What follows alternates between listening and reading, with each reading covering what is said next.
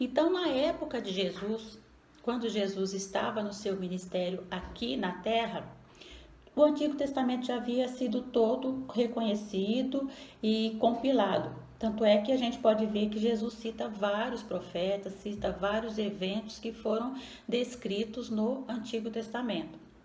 Agora, a canonicidade do Novo Testamento demorou um pouco mais, né? É óbvio, porque o Novo Testamento acabou de ser escrito por volta do ano 100 depois de Cristo, que foi quando João teve a visão do Apocalipse, escreveu o Apocalipse.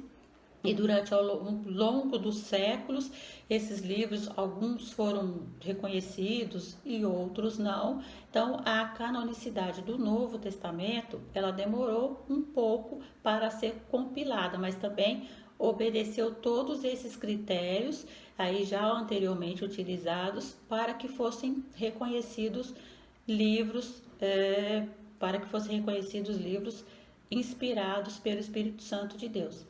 Mas dentro desse tema, eu também não posso deixar de comentar a respeito dos livros apócrifos, o que são livros apócrifos?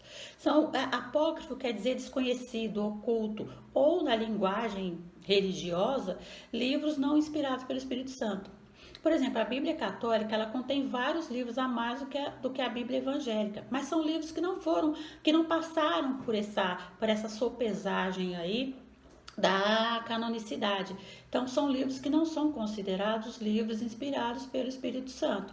São livros interessantes a nível de história, por exemplo, a história dos Macabeus, se você for ler, conta passagens ou momentos muito interessantes do povo judeu, mas esses livros encontraram-se algumas coisas que não estavam condizentes com a história. Então, esses livros não são considerados livros canônicos ou livros inspirados.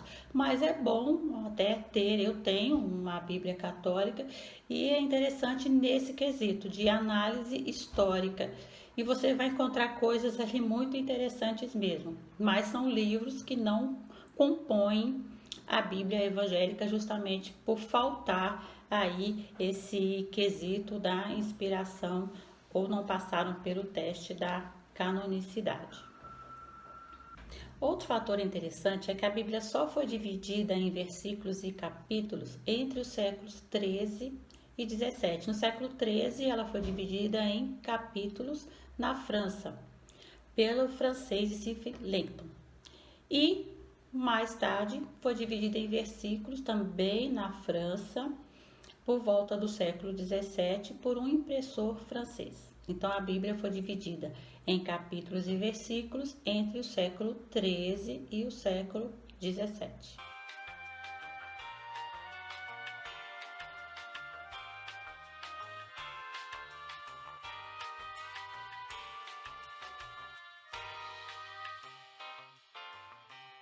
Outra curiosidade importante que eu preciso mencionar aqui é a respeito do mais antigo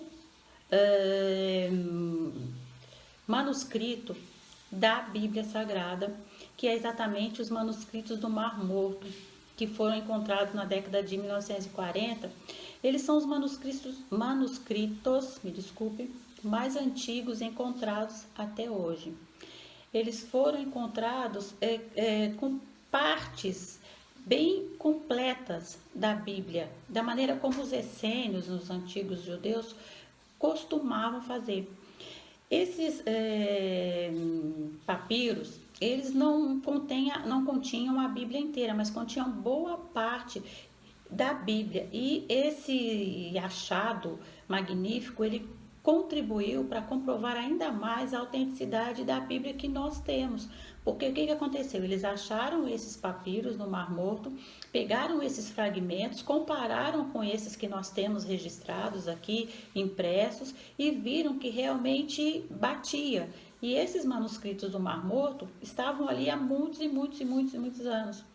E eles serviram então, esse achado arqueológico serviu então para comprovar ainda mais a veracidade da palavra de Deus.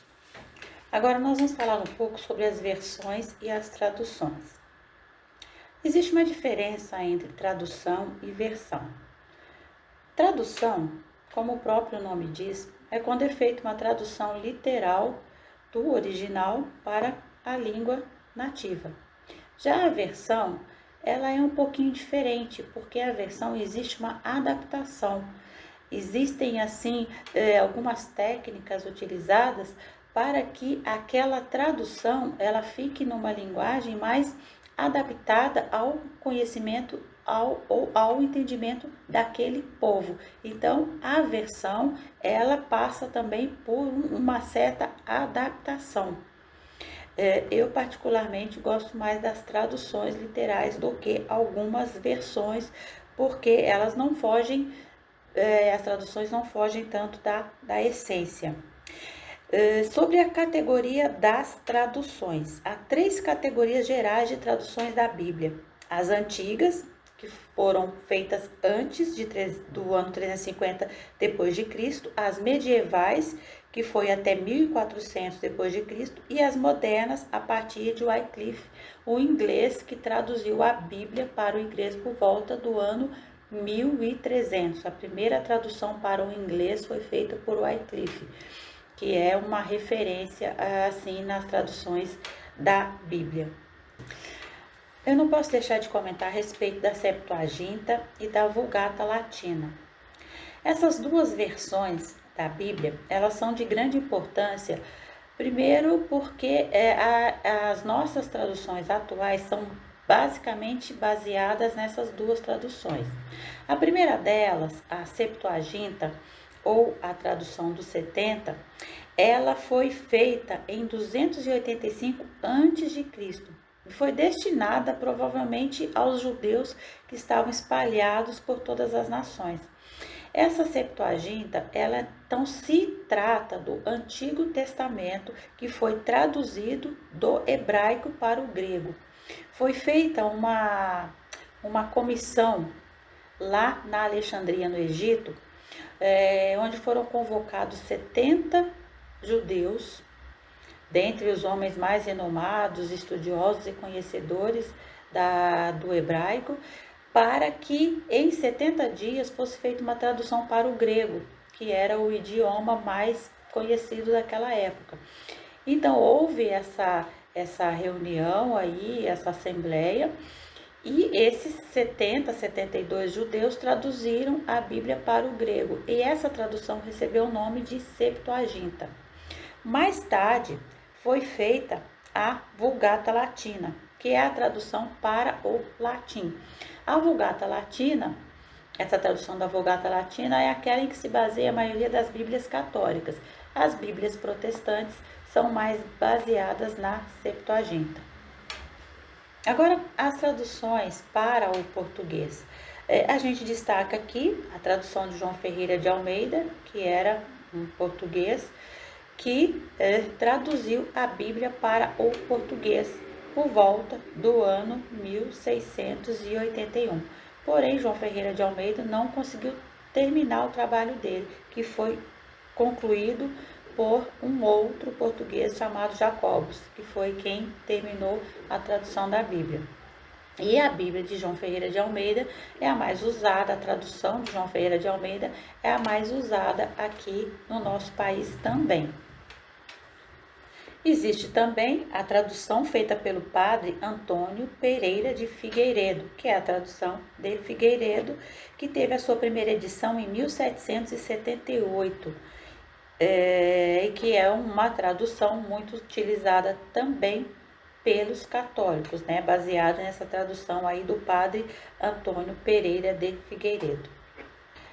Pessoal, e como a Bíblia chegou ao Brasil? É difícil precisar a data ou a ocasião em que a Bíblia Sagrada chegou ao Brasil, até porque houve muitos impedimentos, muita resistência para que o Evangelho fosse pregado aqui. Mas segundo consta, a origem da Bíblia no Brasil, a Bíblia começou a ser divulgada aqui no Brasil por volta do ano de 1850. Então, a partir daí, ela começou a ser propagada aqui no Brasil. E aí, galera, o que vocês acharam? Esse foi o nosso primeiro vídeo aqui do canal Gamaliel. Espero que vocês tenham gostado, curtido, aprendido bastante. E se foi útil para você, comente, dê suas sugestões, convide seus amigos aí, para que a gente possa aprimorar ainda mais o nosso canal. Até o próximo vídeo, se Deus quiser. Obrigada aí pela sua companhia.